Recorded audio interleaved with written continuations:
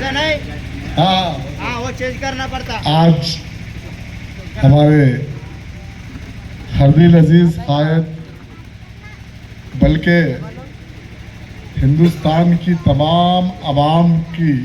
एक उम्मीद, जिनका नाम बाबा साहेब अम्बेडकर है,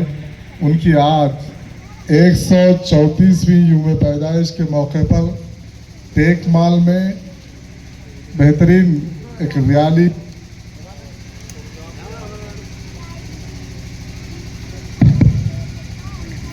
प्रोग्राम हुआ है। आप तमाम ने शिरकत की है। सबसे पहले आदर्श योजना संगम के सदर जनाब शेषू साहब का शुक्रिया अदा करता हूं, जिन्होंने हमको और आपको बाबा साहेब के स्टेज पर लाया है। यकीनन आज का दिन हिंदुस्तान में सबसे बड़ी अहमियत वाला दिन है, क्योंकि एक ऐसे मौके पर 1908 में, जबकि छूत-छात का ऐसा दौर था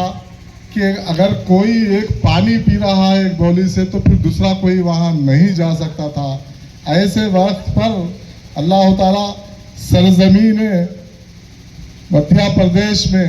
यानी हिंदुस्तान की एक रियासत में, एक ऐसे कायद को पैदा किया जिन्होंने हिंदुस्तान की तकदीर बदल दी है। यकीनन इतनी बड़ा पढ़ा लिखा आदमी, उसके बारे में अगर हम सोचते हैं तो उनका बचपन कैसा गुजरा और उनकी जवानी कैसी गुजरी और आखिरी वक्त तक उन्होंने हमारे और आपके लिए क्या काम किया, ये पढ़ने की ज़रूरत है। हर बच्चे को, हर नौजवान बच्चे को आज ज़रूरी हो गया है कि बाबा साहब अम्बेडकर की हिस्ट्री क्या है, उनके बारे में हमको मालूम करना ज़रूरी है, क्योंकि तर्ज ज़िंदगी जो होती है इंसान की जीने के लिए, वो अगर उनके बारे में, उनकी ज़िंदगी के बारे में अमल कर ले तो यकीनन हिंदुस्तान में अच्छा और बुरा परखने की तमीज़ तहजीब हमें आ सकती है। यकीनन एक मासूम बच्चा जब पढ़ने के लिए स्कूल जाता है तो उसको बाहर बिठा दिया जाता है। ये हिस्ट्री है, हम कोई बनाकर नहीं बोल रहे हैं। यानी तमाम बच्चे क्लासरूम में रहते हैं और बाबा साहेब अम्बेडकर दरवाजे के बाजू रहकर टीचर की क्लास सुनते हैं। और सबसे ज़्यादा कामयाब ज़िंदगी उन्हीं की है, क्योंकि उन्होंने कॉन्सेप्ट तालीम पर दिया है। उनको पानी नहीं दिया जाता था, जबकि खाना बगैर खाए के, बगैर टिफ़िन के, अगर कोई चपरासी जो अटेंडर होता है, अगर उन पानी डाला तो 2 हाथों से पानी पी लेना और पढ़ लेना, ये उनकी ज़िंदगी है। और उसके बाद जब कामयाबी का दौर आया, एक अच्छे लोग भी होते हैं हर जात में, एक टीचर उनको करीब लेकर जो उनको तालीम के लिए आगे बढ़ाया, तो उनकी ज़िंदगी ऐसी बदल गई कि हमारे ज़िंदगियों को बदलने के लिए उनकी ज़िंदगी हमारे लिए क़यामत तक मिसाल बनकर रह गई है। यकीनन आज का दौर जो है इतना फ़िरका परस्त दौर है कि हम और आप देख रहे हैं कि बाबा साहेब अम्बेडकर का महीना जब आता है तो हिंदुस्तान में मुसलमानों पर क़यामत आती है। अजीज़ान मिल्लत, यकीनन मैं ये बात इसलिए कह रहा हूँ कि 1992 से लेकर हम देख रहे हैं कि 6 दिसंबर जबकि बाबा साहेब अम्बेडकर का इंतकाल हुआ सो दिन है, और उसी दिन हिंदुस्तान में बाबरी मस्जिद को शहीद कर दिया गया। उसके बाद अब आप आज देख रहे हैं कि 2025 में जबकि बाबा साहेब का ये महीना जब शुरू हुआ तो हम देख रहे हैं कि वक्फ अमेंडमेंट बिल पार्लियामेंट में आ गया। अजीज़ान मिल्लत, ये जो वक्फ पार्लियामेंट अमेंडमेंट बिल आया है, इससे सिर्फ मुसलमानों को नहीं बल्कि तमाम कौम को उनकी जो मनुस्मृति, जो उनकी किताब है, यानी वो मनुस्मृति में ये लिखा हुआ है कि सब उनके पैरे दबे ज़िंदगी गुजारे। यानी वो एक किंग्स जो होता है, जैसा बादशाह जो होता है, बादशाह क्या करता था, अगर अच्छा बादशाह रहता तो रियाया को सबको लेके चलता था। अगर बादशाह का दिमाग ख़राब है तो उन क्या करता था, उन जो बोले वही जो है सो अमल होता था। आज हमारा हिंदुस्तान का बादशाह भी वही है कि रात पे उसके ख्वाब में जो आ गया, सुबह में उठकर उसको अमल करना शुरू कर देता। अब देखिए कि वक्फ बोर्ड अमेंडमेंट जो बिल है, इससे उनको कुछ फ़ायदा होने वाला नहीं है, नहीं हमारे हिंदू भाइयों को कुछ फ़ायदा होने वाला नहीं है, हमारे दलित भाइयों को कुछ फ़ायदा होने वाला नहीं है। सिर्फ और सिर्फ हमारे बीच में दरार डालकर सोशल मीडिया के जरिए ऐसा जहर फैलाया गया कि वक्फ बोर्ड में 9 लाख एकड़ जमीन है, 9 लाख एकड़ जमीन है, तीसरे पोजीशन में मुसलमान है। हालांकि हकीकत वैसी कुछ भी नहीं है। जबकि जो बादशाह थे, हर लोग जो है सो मंदिरों के लिए, मसाजिद के लिए और दरगाहों के लिए, गुड़ियों के लिए, सबके लिए जो है सो वो लोग ज़मीनात अलाटमेंट करते थे, ताकि जब तनख्वाहों का दौर नहीं था, ज़मीनात में कुछ खेती कर उससे जो है सो आमदनी के ज़रिए से मंदिर में पुजारी पूजा करता था और मस्जिद में कोई नमाज अदा करता था। लेकिन आज हिंदुस्तान के इस बादशाह अमित शाह और नरेंद्र मोदी को ये दिख रहा है कि किसी भी तरह बाबा साहेब के संविधान को किसी भी तरह ख़त्म करना चाहिए। उन लोगों ने ठान लिया है, इसलिए अमेंडमेंट बिल लाकर हमारे को जो तकलीफ पहुंचाना चाह रहे हैं, हमारे ज़मीनात को छीनना चाह रहे हैं। सिर्फ और सिर्फ टारगेट नाम हमारा है, लेकिन उनका काम एक है कि संविधान को ख़त्म कर देना चाहिए, ताकि संविधान को जब ऐसी अमेंडमेंट करते जाएंगे तो आहिस्ता आहिस्ता जो पावर्स पब्लिक में थे वो ख़त्म हो जाएंगे और अडानी और अंबानी के पास पूरे पावर चले जाएंगे। अजीज़ान मिल्लत, हमको और आपको सोचने की ज़रूरत है कि ये जो हुकूमतें हैं बीजेपी की और आरएसएस की जो घनी साजिश है, पहले इनकी साजिश को मुकाबला करना है। अगर इनकी साजिश को मुकाबला करना है तो पहले हमें एकजुट होना चाहिए। ख़ास तौर बीसी तबका है और दलित तबका है और मुसलमानों का एक तबका है जो वोट बैंक के जरिए से भी एक बड़ा अहमियत वाला है, और इस अहमियत वाले तबके को हमको बांट कर टुकड़े टुकड़े कर कर पार्टियों में वो हुकूमत करना चाहते हैं। और हुकूमत करते हुए बाबा साहेब के संविधान जो आर्टिकल से जो बनाए हुए उसको ख़त्म करके एक ऐसी जो है घनी साजिश कर रहे हैं कि पुराने दौर में जिस तरह राजा रहते थे उसी तरह हिंदुस्तान को चलाने की कोशिश कर रहे हैं। मैं आप तमाम से अपील करता हूं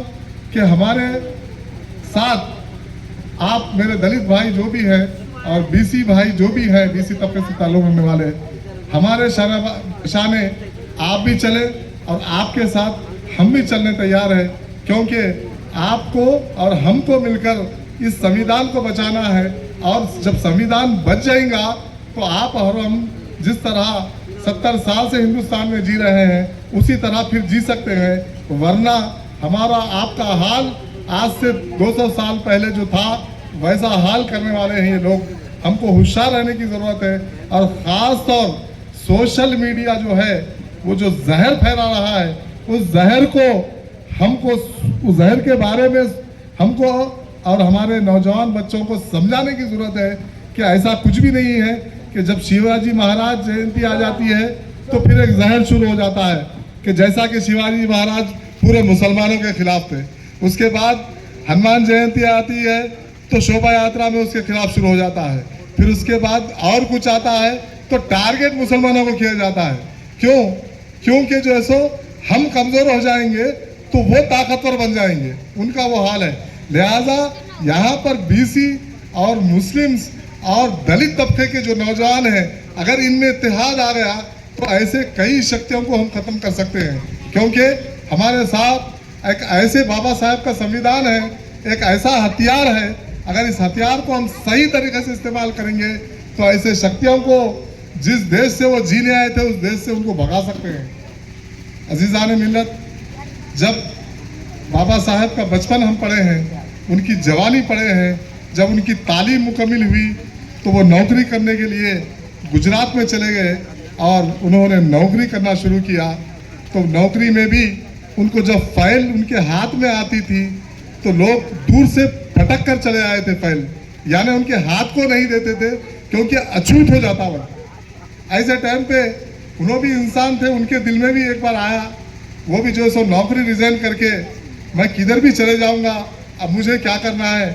बोलकर गुजरात में शायद एक सूरत मुकाम जो है वहाँ पर ट्रेन में आके बैठने के लिए एक जगह है। आज भी वो जगह को जो है सो कैद करके रखे हुआ है कि वहाँ बैठ के सोचते हैं कि अगर मैं ऐसा इतना पढ़ा लिखा आदमी इतना जल्दी हार जाऊंगा तो कल आने वाली मेरी कौम मुझे कैसा याद करेगी और हिंदुस्तान के पिछड़े तबकात का क्या हाल होगा। एक दिमाग में रखकर फिर जद्दोजहद शुरू की, और ऐसी जद्दोजहद शुरू की कि अछूत का तकरीबन मिटाने के लिए उनसे बड़ी कोई शख्सियत हिंदुस्तान में नहीं बल्कि दुनिया में काम नहीं करी। मैं इसलिए बारहा कहता हूं कि जब तक सूरज चांद रहेगा बाबा साहेब यकीनन आपका नाम रहेगा, और आपका नाम लेकर जीते हैं तो हिंदुस्तान में अमन रहेगा। अगर आपके नाम को छोड़कर और आपको डिग्रेड करने के लिए अगर कई शक्तियों के साथ यानी आरएसएस और जो जीते शक्तियां हैं उनके साथ अगर हम काम करना शुरू करेंगे तो यकीनन हमारे दिल में एक ऐसा जहर डाल देते हैं वो कि बाबा साहेब कुछ भी नहीं थे, महात्मा गांधी कुछ भी नहीं थे। अब हम ये सोचना है कि जो तंजीम हिंदुस्तान की आज़ादी में हमारे जो पूर्वज हैं उन्होंने इतने कुर्बानियां दी है। आलिम दीन जो होते हैं आज मदरसे मस्जिदें नरेंद्र मोदी अमित शाह को कड़वे लग रहे हैं, लेकिन आप हिस्ट्री उठा के देखिए कि सबसे पहले 1857 में जब हिंदुस्तान की आज़ादी के वास्ते अगर कोई तंजीम आई है तो जमीयत उलमाए हिंद है, जिन्हों के आलिम जिनको भी दाढ़ी बड़ी थी, जिनको भी टोपी बड़ी थी, और वो जो सो ऐसे हजारों आलिमों को अंग्रेजों ने सूली पर चढ़ाकर लटका दिया, लेकिन मुसलमान कभी भी बिके नहीं, न मुसलमान कभी झुका है, न इंशाअल्लाह ताला क़यामत तक झुकेगा। ये हिंदुस्तान हम सबका है। आपको जितनी मोहब्बत है हमको भी उतनी मोहब्बत है, बल्कि आपको बाबा साहेब के संविधान से चीड़ है और हमको बाबा साहेब के संविधान से मोहब्बत है, क्योंकि ऐसी मोहब्बत है वो कि वो उनका ना उन्होंने अपनी ज़िंदगी में कभी किसी को क्रिटिसाइज नहीं किया, बल्कि तमाम अक़वाम को, तमाम तबकों को जीने का तरीका बनाया। आज जो केसेस में तड़ी पार होकर आज होम मिनिस्टर बन गए तो बाबा साहेब के संविधान ने तुमको ऐसा दिया कि फिर दोबारा तुम जो है आयश कर रहे हैं। अगर बाबा साहेब का संविधान ना होता तो तुमको एक मार दो टुकड़े कर दिए जाते थे। यकीनन इसको सोचने की जरूरत है। मैं बारहा कह रहा हूँ कि जो हमारे नौजवान तबका है, ये तबके को बाबा साहेब के बारे में पढ़ने की ज़रूरत है कि उन्होंने जब इतने बड़े बड़े पढ़े लिखे जब भी बैरिस्टर थे, जब भी प्रोफेसर थे, लेकिन आप गौर करो कि जब बाबा साहेब अम्बेडकर को किस लिए उनको संविधान लिखने के लिए बुलाया गया। कमेटी थी होंगी, राजेंद्र प्रसाद भी थे होंगे और भी बड़े लोग थे होंगे, लेकिन आज बाबा साहेब को क्यों हम पहचानते हैं, क्यों जानते हैं, क्यों? क्योंकि जो संविधान है ये जो ऐसा संविधान है भारत का कि कोई मुल्क में, चाहे अमेरिका हो, ऑस्ट्रेलिया हो, कोई भी बड़े मुल्क का हो, लेकिन किसी के पास भी ऐसी किताब नहीं है जिसको भारत का संविधान कहा जाता है, जिसको बाबा साहेब ने लिखा है। हम और आप सुकून की, चैन की ज़िंदगी जी रहे हैं। मैं ख़ास तौर हमारे दोस्त जनाब अबरूज साहब बड़े गम में हैं 2 साल से। मैं उनके लिए यकीनन रमज़ान में रोज़े की हालत में उनके लिए दुआ करा। मैं इसलिए दुआ करा कि उनकी जो हिम्मत थी और उनका जो चलने का और उनका बोलने का जो तरीका था, यकीनन मेरे बराबर के दोस्त हैं, लेकिन मैं उनसे बहुत कुछ सीखा हूँ, यकीनन बहुत कुछ सीखा हूँ। और ऐसे शख्सियत की ज़रूरत है। मैं अभी भी अल्लाह से दुआ कर रहा हूँ कि आपको सेहत दे, और जिस तरह पहले यानी 2 साल 3 साल 4 साल पहले जैसा जोश व खरोश से आप आते थे उसी तरह यहाँ पर आए, क्योंकि हालात पहले से और